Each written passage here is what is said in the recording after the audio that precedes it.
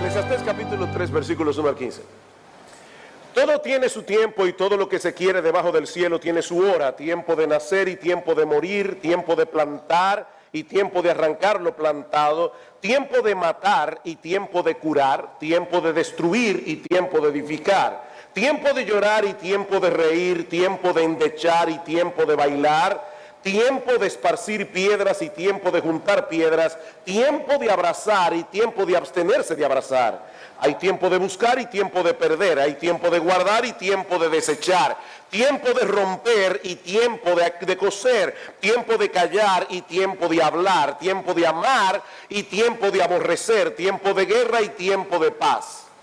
¿Qué provecho tiene el que trabaja de todo aquello en que se afana? Yo he visto el trabajo que Dios ha dado a los hijos de los hombres para que se ocupen en él. Todo lo hizo hermoso en su tiempo y ha puesto eternidad en el corazón de ellos, sin que alcance el hombre a entender la obra que ha hecho Dios desde el principio hasta el fin. Yo he conocido que no hay para ellos cosa mejor que alegrarse y hacer bien en su vida, y también que es don de Dios que todo hombre coma y beba y goce el bien de toda su labor. He entendido que todo lo que Dios hace será perpetuo, sobre aquello no se añadirá ni de ello se disminuirá, y lo hace Dios para que delante de él teman los hombres. Aquello que fue ya es, y lo que ha de ser fue ya, y Dios restaura lo que pasó. En el año 1988, el poeta inglés William Ernest Henley publicó un poema sin título que luego sería conocido como Invicto, y que no es otra cosa que un himno, una oda de exaltación al espíritu de lucha, al espíritu de resistencia del ser humano. El expresidente sudafricano Nelson Mandela llevó consigo una copia de este poema durante los más de 27 años que duró su encarcelamiento, la mayoría de ellos en la prisión de Robben Island, como vimos recientemente en una película que se tituló precisamente de esta manera, Invicto. El poema dice en su última estrofa: no importa cuán estrecha sea la puerta ni cuán cargada de castigos la sentencia, soy el amo de mi destino, soy el capitán de mi alma. En otras palabras, en el carro de mi existencia, yo voy sentado en el asiento del conductor, no en el asiento del pasajero. Yo soy el amo y el capitán de mi vida.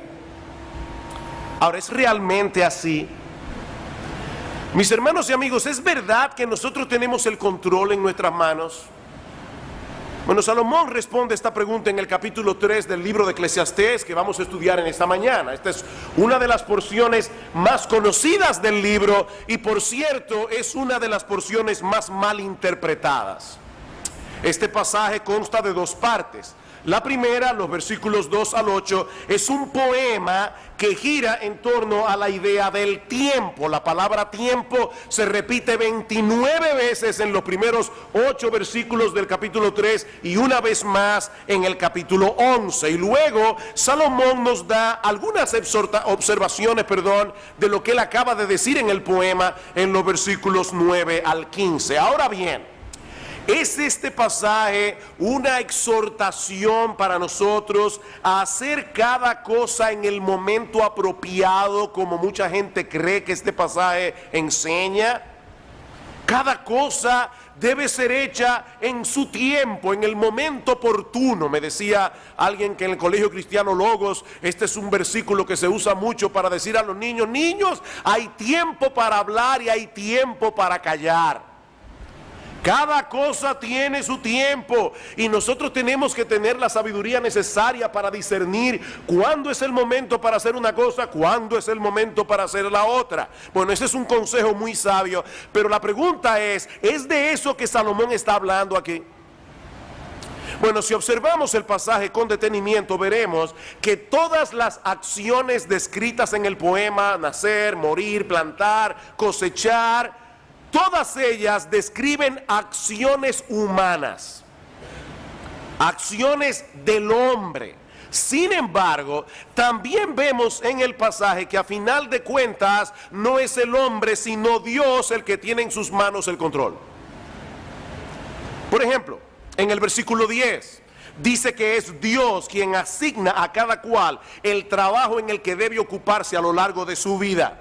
En el versículo 11 dice que Dios lo hizo todo hermoso en su tiempo y que por más que el hombre se afane, no podrá entender del todo qué es lo que él ha venido haciendo desde el principio. En el versículo 13 dice que el hecho de que un hombre pueda disfrutar del fruto de su labor, eso es un regalo de Dios, no simplemente el resultado de su propia diligencia o de su propia capacidad. En el versículo 14 dice que todo lo que Dios hace es perpetuo y que Él obra de cierta manera para hacer que los hombres teman delante de Él. Y finalmente en el versículo 15 dice que Dios restaura lo que pasó, o como dice la versión de las Américas, Dios busca lo que ha pasado.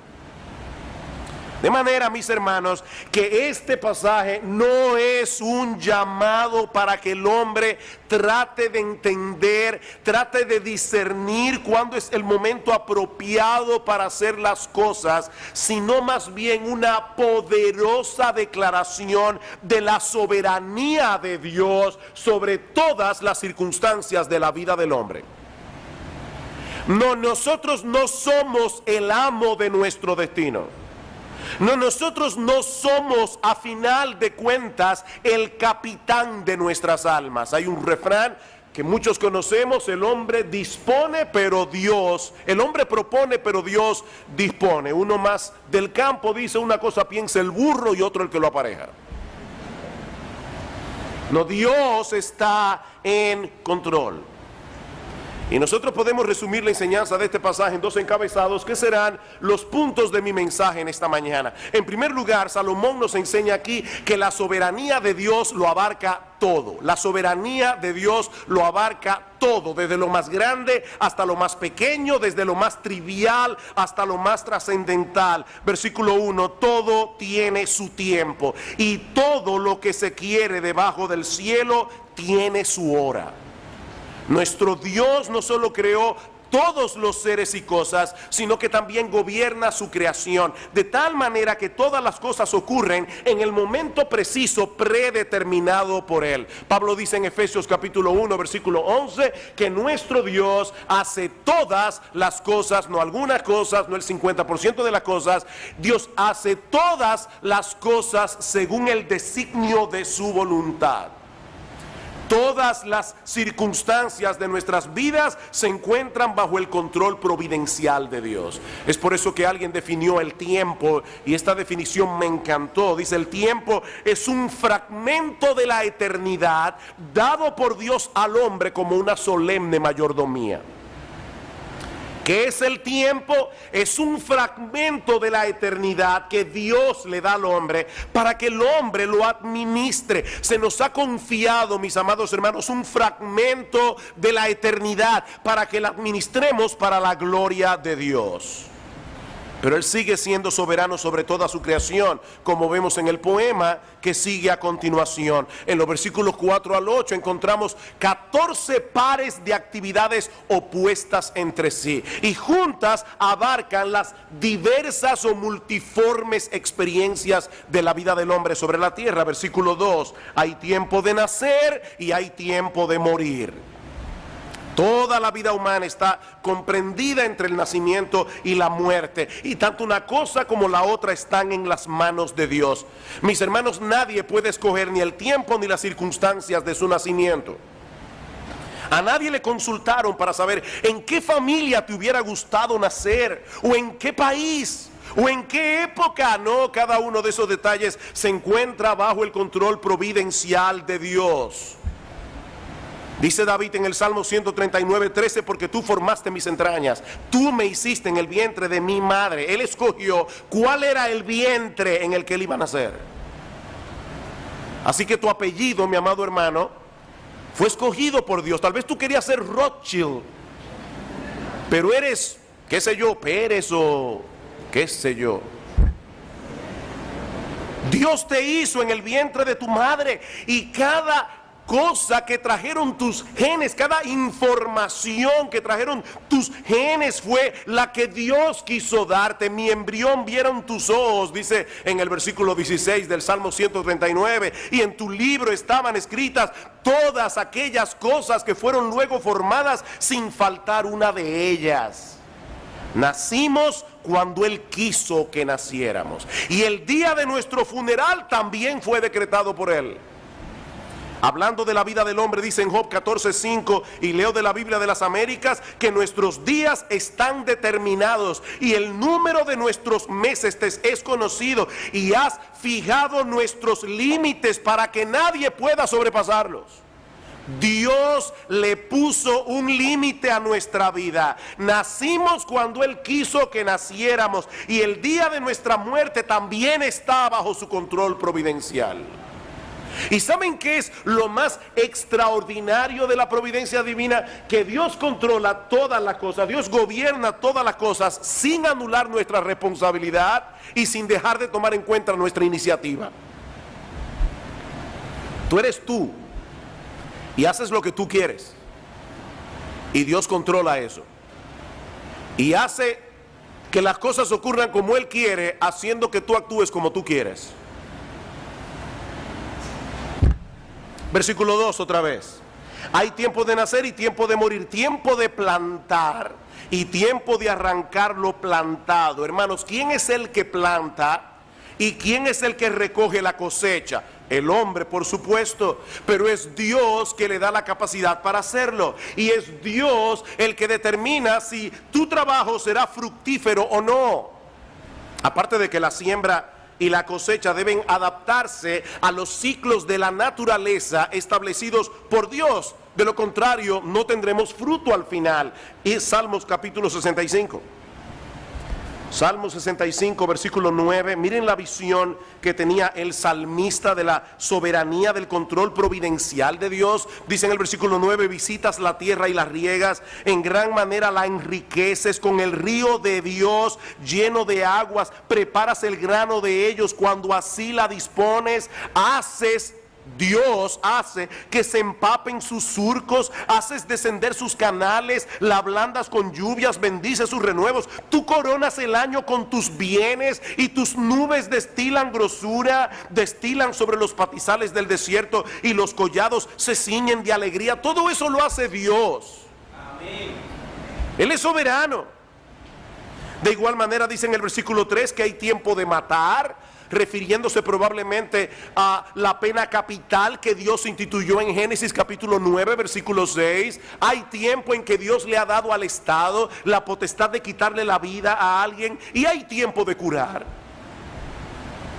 Dos personas enferman con la misma enfermedad, uno muere, la otra se cura. La pregunta es, ¿quién determina esto? Dice en Deuteronomio 32, 39 que Dios es el que hace morir y el que hace vivir. Yo hiero, dice Dios, y yo sano. También hay tiempo de destruir y tiempo de edificar. Nosotros vemos eso todo el tiempo. Algunas cosas son edificadas, otras son destruidas, y ninguna de ellas escapa al control soberano de Dios. Él destruyó la torre de Babel, y Él le dio a Salomón la capacidad de construir el templo. Hay tiempo de llorar y tiempo de reír, tiempo de endechar y tiempo de bailar, dice en el versículo 4. En la providencia divina vendrán situaciones de gozo, vendrán situaciones de tristeza. Muchas veces te tocará reír y disfrutar de las cosas disfrutables de este mundo, mi amado hermano, amigo que estás aquí. Otras veces te tocará llorar y lamentar, y tanto una cosa como la otra se encuentran bajo el control soberano de Dios. Dice en Lamentaciones capítulo 3, versículo 37, ¿quién será aquel que diga que sucedió algo que el Señor no mandó? De la boca del Altísimo no sale lo bueno y lo malo.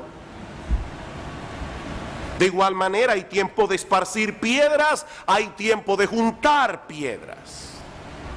La tierra de Palestina es una tierra muy pedregosa. De hecho, hay una leyenda que dice que Dios le dio a un ángel un saco lleno de piedras para que la esparciera por el mundo entero, pero el ángel tropezó y la mayoría de las piedras cayeron en Palestina, llena de piedras. Por lo que los agricultores tienen que limpiar el terreno, tienen que recoger las piedras antes de poder arar y plantar. De hecho, nosotros vemos en la misma Biblia que una de las estrategias que se usaban en tiempos de guerra era sembrar de piedras el campo del enemigo para que no pudiera cosechar, dice en Segunda de Reyes capítulo 3 versículo 19. Así que las cosas grandes, las cosas pequeñas están contempladas en el decreto de Dios. Hay tiempo de abrazar y tiempo de abstenerse de abrazar, como muchas veces los suegros tienen que recordarle a sus futuros yernos. Este no es el tiempo de abrazar, amigo, espere la boda. Hay tiempo para todo. Hay tiempo de buscar y tiempo de perder, dice en el versículo 6. Yo estoy seguro que la mayoría de ustedes ha tenido en algún momento de su vida que tomar la decisión de dar por perdida una cosa que se ha extraviado. La buscan, la buscan, la buscan, pero en un momento dado tuviste que desistir porque Dios decidió que siguiera perdida. No la vas a encontrar. ¿O no es así? Y muy relacionado con esto dice al final del versículo 6 que hay tiempo de guardar y hay tiempo de desechar. Y alguien decía que este versículo nos da autoridad bíblica para vender todo lo que ya no se usa en casa, o para regalarlo a otro que lo necesite. No podemos retenerlo todo el tiempo. Hay tiempo de romper y tiempo de coser. ¿Y eso qué significa? Bueno, en los días de Salomón, las personas solían rasgar sus vestidos cuando estaban atravesando por un periodo de profunda aflicción. Así que lo que Salomón nos está diciendo allí es que vendrán momentos en que el duelo será lo apropiado. Hay momentos de rasgar las vestiduras. Hay momentos en que lo apropiado es el duelo. Y vendrá otros momentos en que tendremos que seguir adelante con nuestras vidas. Hay tiempo para rasgar los vestidos, hay tiempo para remendarlos. Hay tiempo de callar y tiempo de hablar. Tiempos en los que tendremos que esperar en silencio la salvación del Señor en medio de una gran aflicción, como dice Lamentaciones 3:28. Y tiempos en los que tendremos que hablar y clamar. Hay tiempos de amar y tiempo de aborrecer. Hay tiempo de guerra y tiempo de paz. Ven, hermanos, que este no es una exhortación para que nosotros sepamos cuándo es el momento apropiado para hacer las cosas. Bueno, ahora es el momento de odiar. No, eso no es lo que el pasaje nos está enseñando. Lo que Salomón está reconociendo aquí es que las relaciones humanas también están contempladas en el control soberano de Dios. Hubo un tiempo en la historia de Israel en que ellos fueron aborrecidos y fueron esclavizados por los egipcios. Y hubo otro tiempo en que Dios movió el corazón de esos mismos egipcios para que favorecieran al pueblo de Israel y le dieran gratuitamente sus joyas. Hay tiempo de aborrecer y hay tiempo de amar. ¿Cuál es entonces la enseñanza de este pasaje, mis amados hermanos? Que nada, absolutamente nada, desde lo más grande hasta lo más pequeño, desde lo más trascendental hasta lo más trivial, nada escapa al control soberano de Dios. Su providencia lo abarca todo. Dicen en Mateo capítulo 10 versículo 29 que ni un pajarillo cae a tierra sin la voluntad de Dios, y que aún los cabellos de nuestra cabeza están contados. Nuestro Dios no dejó el universo al garete, y mucho menos la vida del hombre sobre la tierra. Él es Rey de reyes, hermanos. Él es Señor de señores. ¿Y saben qué? Y gloria al Señor por eso. Él no tiene la menor intención de renunciar de su cargo. Él seguirá siendo, por los siglos de los siglos, el amo de nuestro destino y el capitán de nuestras almas. A veces uno no lo ve y no parece, pero Él está ahí. Hace unos años el Señor nos concedió a mi esposa y a mí poder hacer un viaje en barco. Y saben que yo nunca vi al capitán, pero yo sabía que Él estaba ahí, porque el barco iba donde tenía que ir. Bueno, a veces nosotros no vemos a Dios, pero el capitán está ahí, hermanos. El capitán está ahí. Tal vez nunca lo veas, pero Él está ahí. Puedes estar seguro de eso. Ahora, la pregunta que debemos hacernos ahora es: ¿cómo se supone que nosotros debemos reaccionar ante esa realidad? Porque hay personas que pueden llegar a la conclusión que definitivamente Dios está en control, por lo tanto, la vida no vale la pena. No importa lo que yo haga. Dios es un tirano que está en el cielo y yo no puedo contra él. ¿Cuántos de ustedes han escuchado o han leído la novela de Moby Dick? Moby Dick es una ballena blanca enorme. El capitán Ahab quiere matarla porque en un momento dado Moby Dick le quitó de una mordida a la pierna a Ahab, y toda la novela de Herman Melville es el afán de este hombre de matar la ballena blanca. Lo que mucha gente no sabe es que Moby Dick no es en realidad una simple novela de aventuras. Moby Dick es un tratado filosófico. Herman Melville llegó a la conclusión de que Dios es soberano y no soportaba la soberanía de Dios, y quiso escribir un ensayo acerca de esto. ¿Cómo yo me hago viviendo en un mundo en el que Dios es soberano y en el que yo no quiero someterme a ese Dios? Moby Dick no es otra cosa que una imagen del Dios soberano. Cuando Melville terminó esa novela, le escribió una carta a su amigo Nathaniel Hawthorne, el autor de La Letra Escarlata, y le dijo: acabo de escribir una novela perversa. No es una simple novela de aventuras. Es el hombre que se enfrenta ante la realidad de que Dios es soberano. Yo no puedo con Dios. La pregunta es: ¿cómo debemos reaccionar ante la realidad de que todas las cosas que ocurren en la vida, todas las circunstancias de nuestra existencia están bajo el control soberano de Dios? Versículo 9. ¿Qué provecho tiene el que trabaja de aquello en que se afana? Si toda nuestra vida se desarrolla bajo los designios de la providencia de Dios, ¿en verdad podemos por nosotros mismos cambiar el curso de los acontecimientos y hacer que las cosas ocurran como nosotros queremos que ocurran? ¿De verdad tenemos esa capacidad?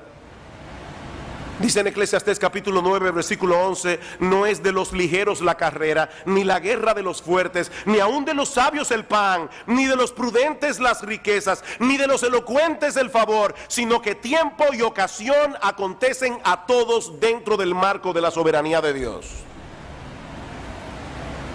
¿Quiere esto decir que da lo mismo lo que hagamos en la vida o lo que dejemos de hacer, porque a final de cuentas será lo que será?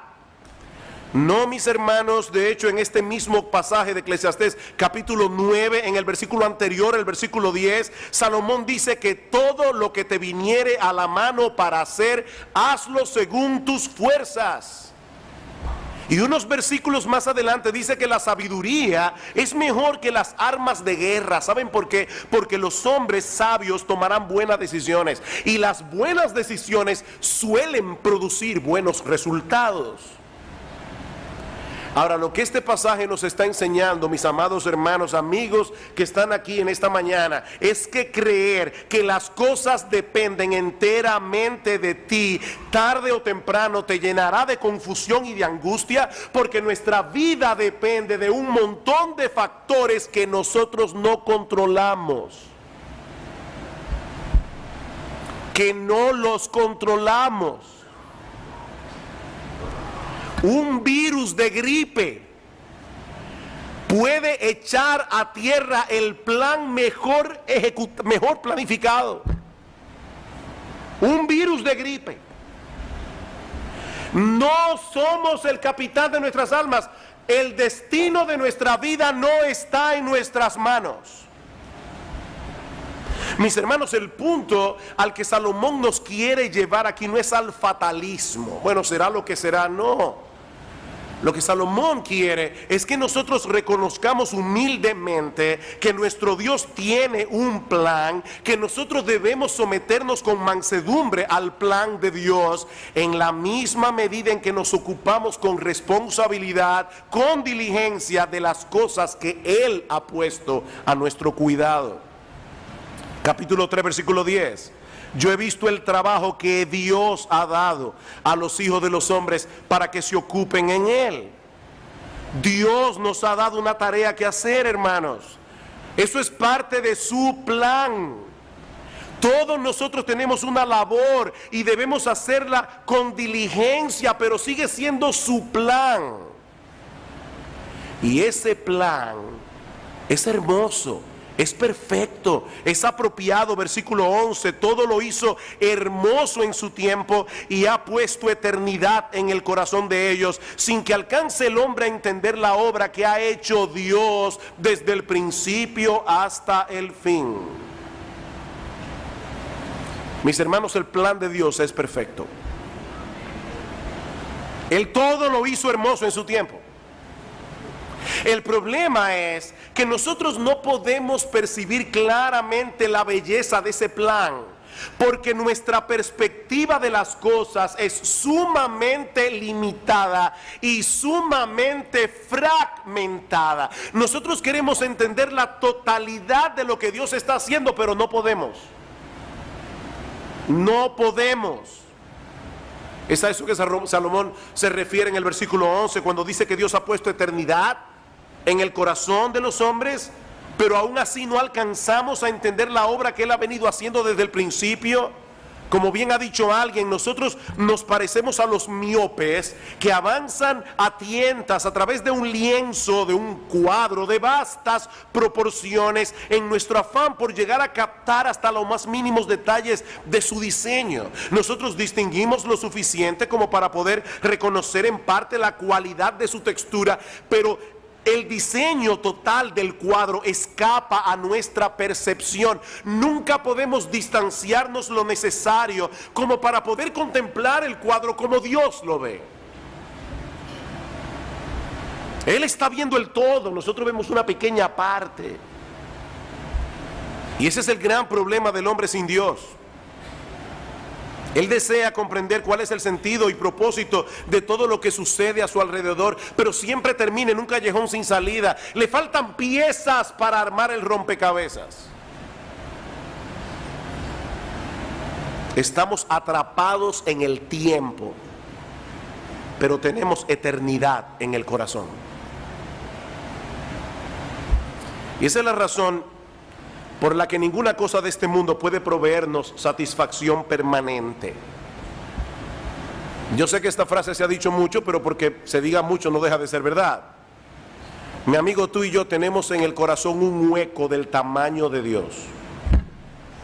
Tú puedes tratar de llenarlo con sabiduría, con títulos académicos, con placeres, con diversiones, con riquezas, con posesiones, fama, popularidad. Ese hueco es del tamaño de Dios.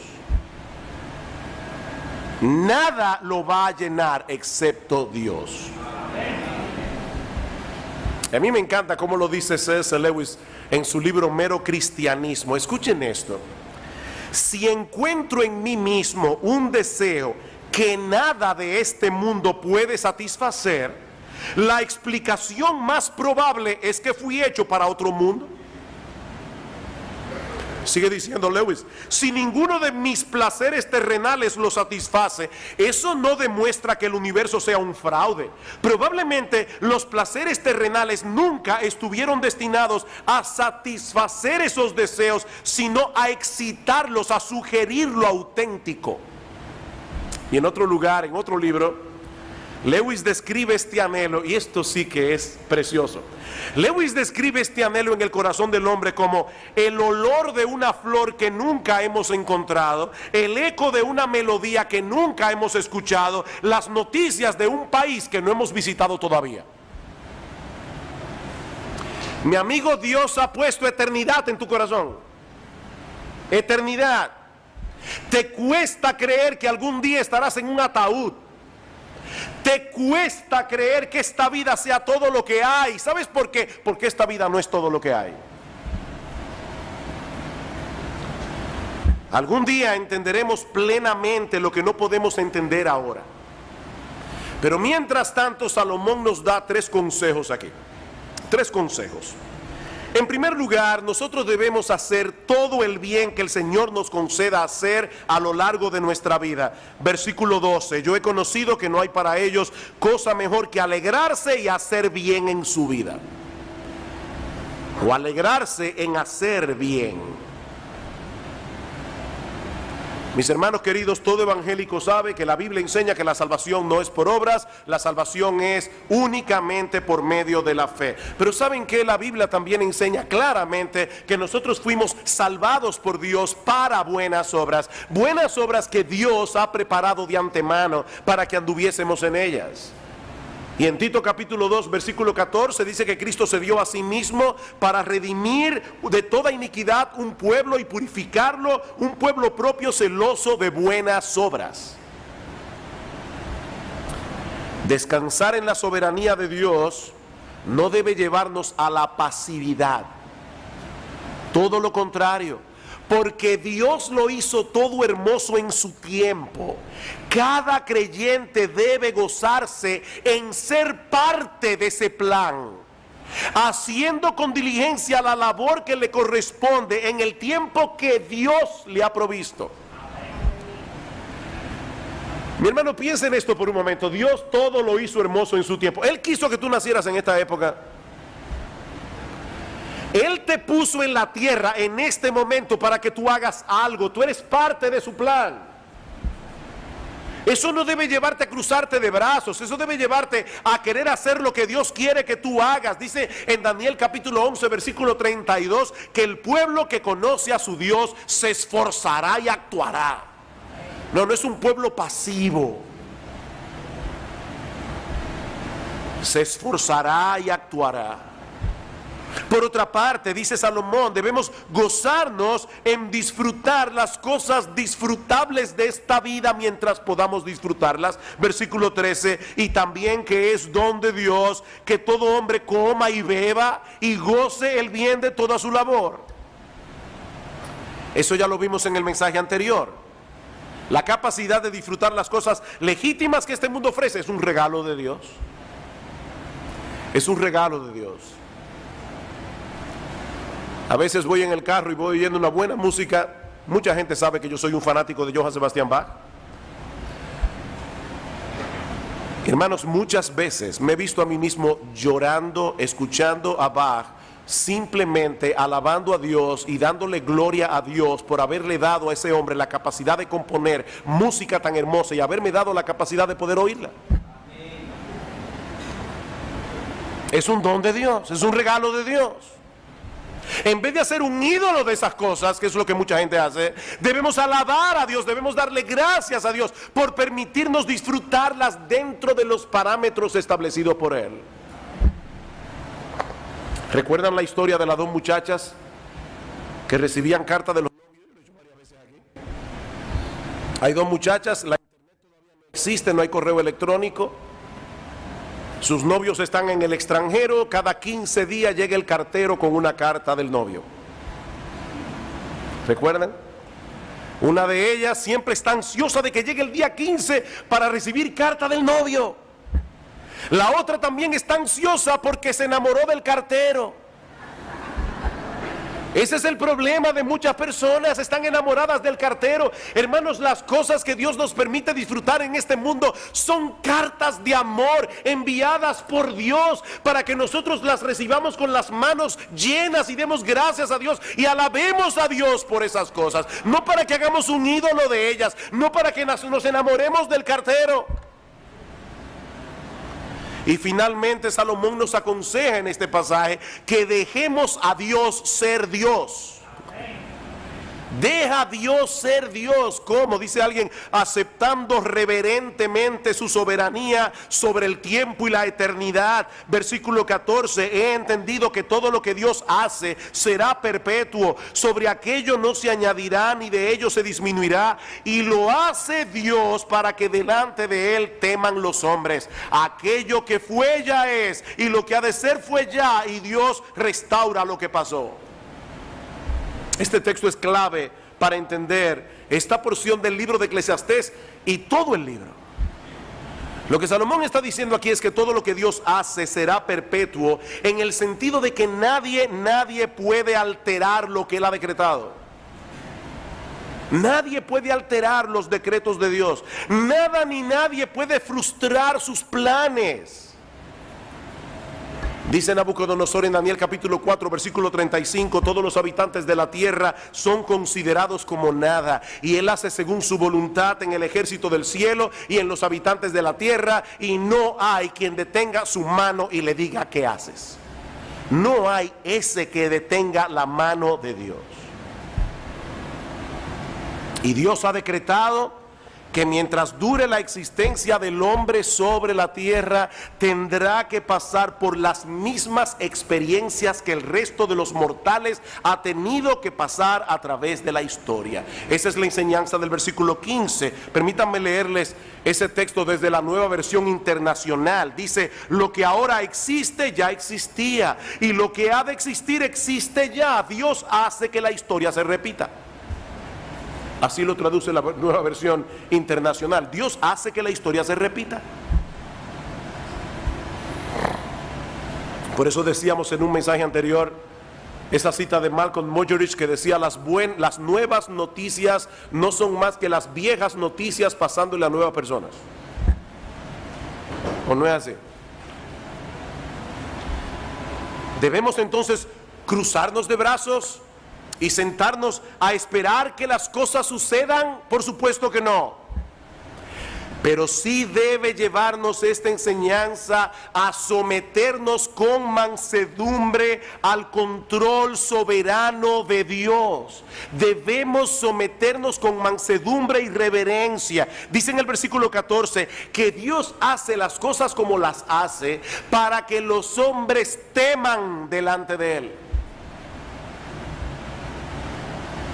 Miren, mis hermanos, contemplar a Dios ejerciendo su soberanía en el mundo, haciendo una obra extraordinaria que nosotros no entendemos del todo, eso debe llevarnos a postrarnos en reverencia, en asombro, en admiración delante de Dios. Pero ¿qué clase de Dios es este? ¿Qué clase de Dios? Mis hermanos, nuestro Dios está llevando a cabo un plan sumamente complejo. Y aunque muchas cosas que nos ocurren no parecen en el momento tener ni pies ni cabeza, ¿saben lo que va a pasar al final? Vamos a contemplar extasiados que ciertamente Él hizo todo hermoso en su tiempo. Él lo hizo todo hermoso en su tiempo. Tratemos de visualizar por un momento las repercusiones que tienen las acciones de los seres humanos. Imagínense que cada acción de un ser humano es como una piedra que cae en un estanque de aguas. Los niños que están aquí saben, ¿verdad?, que cuando tiramos una piedra en un estanque de agua, ¿qué pasa? Hay ondas que se forman, ¿verdad?, a partir de esas piedras. Y si tiramos más de una piedra, las ondas de una van a chocar con las ondas de la otra. Son innumerables las repercusiones que cada acción de cada ser humano tiene en la vida de otros. Y eso es algo de lo que nosotros mismos no estamos conscientes, pero vivimos afectando a otros. Vivimos afectando a otras personas, para bien o para mal. Ahora vamos a suponer que en vez de una piedra sean 10 piedras las que han caído en el estanque, y tratemos de visualizar cómo las ondas de estas 10 piedras interactúan unas con otras. Pero ¿qué tal si en vez de 10 fueran 100 piedras, o 1000 piedras, o 1.000.000 de piedras, o 6 billones de piedras en un estanque? Eso nos da una idea aproximada de la enorme complejidad de la providencia divina que gobierna cada una de esas ondas, todo para su gloria y para el bien de su pueblo. ¿Te lo puedes imaginar? Y todo eso, repito, sin eliminar en absoluto la responsabilidad humana. Eso es lo más complejo de esto. El hombre no es un robot, es un ser creado a la imagen de Dios con intelecto, con voluntad, con autodeterminación, con emociones. Cuando el hombre toma una decisión, es su decisión, es lo que él deseaba hacer. Él es responsable de lo que hace. Sin embargo, Dios sigue siendo soberano y su plan será llevado a cumplimiento. Hermanos, cuando los hermanos de José vendieron a José, lo hicieron porque lo odiaban, lo hicieron por envidia. Ellos hicieron lo que quisieron. ¿Saben lo que hizo Dios? Dios dejó que los hermanos de José obraran conforme a la impiedad de su corazón. Dios dejó que la envidia de ellos siguiera su curso, porque la envidia de los hermanos de José iba a llevar a cabo el plan de Dios. Y finalmente José tiene que decir a sus hermanos: no me enviasteis vosotros aquí, Dios me envió acá para preservación de vida. ¿Qué clase de Dios es nuestro Dios, hermanos? Como dice Pablo en Romanos capítulo 11, versículo 34, ¿quién entendió la mente del Señor? Y por supuesto la respuesta es nadie. ¿Quién entendió la mente del Señor? No, nadie entendió ni entenderá jamás la mente del Señor. No completamente. Sus juicios son insondables, sus caminos son inescrutables, dice Pablo. O como dice el profeta Isaías, su entendimiento no hay quien lo alcance. Isaías 40, 28. Su entendimiento no hay quien lo alcance. Hace un momento decíamos que el hombre es como un miope contemplando un pequeño pedazo de un enorme tapiz. Déjeme complicárselo un poquito más. No, nosotros no somos como un miope tratando de entender un cuadro enorme, un tapiz enorme. No, es peor que eso. Estamos viendo el tapiz por la parte de atrás, de este lado del cielo. Para nosotros es como una maraña de hilos. ¿Han visto un tapiz de esos tejidos? Uno lo contempla por atrás y lo que uno ve es una maraña de hilos que no sabemos ni de dónde viene ni para dónde va. Pero ¿saben qué, mis hermanos? ¿Saben que algún día nosotros veremos el tapiz por delante? Y nosotros percibiremos, como ahora no podemos percibirlo en este cuerpo mortal, la complejidad, la hermosura de su diseño. Y nosotros alabaremos a Dios y le daremos gloria por cada hilo, le daremos gloria por cada color, por cada textura. Ahora, ¿saben qué, mis amados hermanos? No tenemos que esperar hasta llegar al cielo para comenzar a alabar a Dios y descansar en Él. El creyente anda por fe, no por vista. Y por medio de su palabra, ya nosotros conocemos lo suficiente de Dios como para decir junto con el salmista en el Salmo 46, Dios es nuestro amparo, nuestra fortaleza, nuestro pronto auxilio en las tribulaciones. Por tanto, no temeremos aunque la tierra sea removida, se traspasen los montes al corazón del mar, aunque bramen y se turben sus aguas a causa de su braveza. No temeremos. Dios está en control. No, nunca podremos entender plenamente los pensamientos y caminos de Dios, pero sí podemos confiar en Él aunque la vida duela, porque nuestro Dios es infinitamente sabio, nuestro Dios es infinitamente digno de confianza. ¿Quieres ver un ejemplo extraordinario de cómo Dios ejerce su control providencial sobre las circunstancias de esta vida para llevar a cabo sus decretos soberanos? Estudia la vida del Señor Jesucristo. Estudia la vida de Cristo. Pablo dice en Gálatas capítulo 4 versículo 4: cuando vino el cumplimiento del tiempo, Dios envió a su Hijo, nacido de mujer y nacido bajo la ley. El Señor Jesucristo nació en el momento preciso en que debía nacer, cuando ya todo estaba preparado para ese evento. Y luego esperó pacientemente 30 años, el momento preciso para darse a conocer al pueblo de Israel. ¿Y cuáles fueron las primeras palabras que Cristo predicó en su ministerio público? Marcos 1:15: el tiempo se ha cumplido y el reino de Dios se ha acercado, arrepentíos y creed en el evangelio. El tiempo se ha cumplido. Cristo tenía un horario establecido por Dios. Es por eso que cuando los judíos quisieron echarle mano antes del momento trazado por Dios en su calendario. Dice en Juan capítulo 7 versículo 30 que no pudieron hacerlo porque aún no había llegado su hora. No había llegado su hora. Cristo iba a dar su vida en la cruz del Calvario, pero en el tiempo de Dios, no en el tiempo nuestro. Dice en Juan 13:1, perdón, que antes de la fiesta de la Pascua, sabiendo Jesús que su hora había llegado, ahí le lavó los pies a los discípulos y orando al Padre en Juan capítulo 17 versículo 1 dice el Señor: Padre, la hora ha llegado, glorifica a tu Hijo para que también tu Hijo te glorifique a ti. Es por eso que Pablo dice en Romanos 5:6 que Cristo a su tiempo murió por los impíos.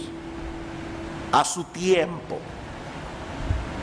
Conforme a ese calendario divino, resucitó de los muertos al tercer día, ascendió a los cielos, está sentado a la diestra de Dios. ¿Y saben qué, mis amados hermanos? En el momento preciso Jesucristo volverá. Amén. Volverá. Primera Timoteo capítulo 6 versículo 13. Me encanta este pasaje. Primera Timoteo capítulo 6 versículo 13. Timoteo, te mando delante de Dios que da vida a todas las cosas, y de Jesucristo que dio testimonio de la buena profesión delante de Poncio Pilato, que guardes el mandamiento sin mácula ni reprensión hasta la aparición de nuestro Señor Jesucristo, la cual a su tiempo mostrará el bienaventurado y solo soberano Rey de reyes y Señor de señores. Jesucristo volverá y volverá a su tiempo. Amén. Queridos hermanos, nosotros podemos confiar en el Señor y podemos dejar en sus manos las circunstancias de nuestra vida, porque Él sabe lo que Él está haciendo. Él sabe, y Él sabe cuándo es el momento apropiado para llevar a cabo cada cosa. A veces nos da la impresión de que Dios está tardando demasiado. ¿Qué es lo que pasa? No, mis hermanos, nuestro Dios nunca llega tarde. Nuestro Dios nunca llega tarde. Él lo hace todo hermoso en su tiempo. En su tiempo. Dice el salmista en el Salmo 34:1: bendeciré a Jehová en todo tiempo. ¿Por qué? Porque sabemos que Él está en control. Sabemos que no importa la situación por la que estemos atravesando, Dios sabe lo que Él está haciendo. Podemos bendecir a Jehová en todo tiempo. Mas yo en ti confío, dice David en el Salmo 31, en tu mano están mis tiempos. Wow, en tu mano están mis tiempos. Aún el tiempo de endechar, aún el tiempo de llorar, aún el tiempo del duelo, aún el tiempo de rasgar los vestidos. En tu mano están mis tiempos. Y ahora yo te pregunto, mi amado hermano, mi amada hermana, ¿tú confías en el Señor? ¿Tú confías en que el Señor está en control y que algún día todas las cosas incluidas en su plan soberano redundarán para su gloria y para el bien de tu alma? Aún aquellas que ahora mismo te parecen que no tienen ni pie ni cabeza. ¿Puedes tú esperar pacientemente la salvación del Señor? Y orar al Señor, y orar al Señor un día, una semana, un mes, un año, 10 años, 20 años. En estos días leí una cosa sorprendente. John Flavel, un gran ministro puritano, predicó un sermón en una iglesia y le oró al Señor: Señor, yo quiero que este sermón salve a algunos. Había un jovencito sentado en la iglesia con 15 años de edad que no prestó para nada atención al llamado del evangelio en ese momento. Vivió una vida perdida, completamente perversa. Llegó a los 100 años de edad, y cuando ese jovencito tenía 100 años de edad, recordó vívidamente ese sermón que había escuchado a los 15 años, 85 años atrás, y se convirtió al Señor. Esa oración de Flavel fue respondida en su tiempo. En su tiempo. Y si hay alguno aquí que todavía no ha venido a Cristo en arrepentimiento y fe, mi amigo, este pasaje tiene algo que enseñarte a ti también. El Dios que tiene en sus manos el control de las cosas te trajo hoy a esta iglesia. Dios te trajo aquí. Y Dios te trajo para que escuches su palabra, porque Él hoy te está dando la oportunidad. Hoy el Dios que maneja el tiempo te está dando la oportunidad de venir a Cristo en arrepentimiento y fe. Dice en 2 Corintios capítulo 6, en tiempo aceptable te he oído y en día de salvación te he socorrido. He aquí ahora es el tiempo aceptable. He aquí ahora el día de la salvación. Este es el tiempo de Dios. Tú no tienes la menor idea de lo que va a pasar con tu vida mañana. Lo único que sabemos es que ahora estás escuchando su palabra, ahora estás en medio de su pueblo, ahora tienes tiempo de venir a Cristo en arrepentimiento y fe. Mi amigo, no desprecies la oportunidad que Dios está dando. Este es el tiempo aceptable. Este es el día de la salvación. Yo les propongo, hermanos, no pensaba cantar ningún himno al final de este culto, pero yo creo que podemos cantar otra vez Sean a ti, oh Dios. Cuando lo estaba escuchando allí durante el culto, me di cuenta que era perfectamente apropiado para meditar en lo que hemos oído hoy. Todo tiene su tiempo. Dios tiene control del tiempo.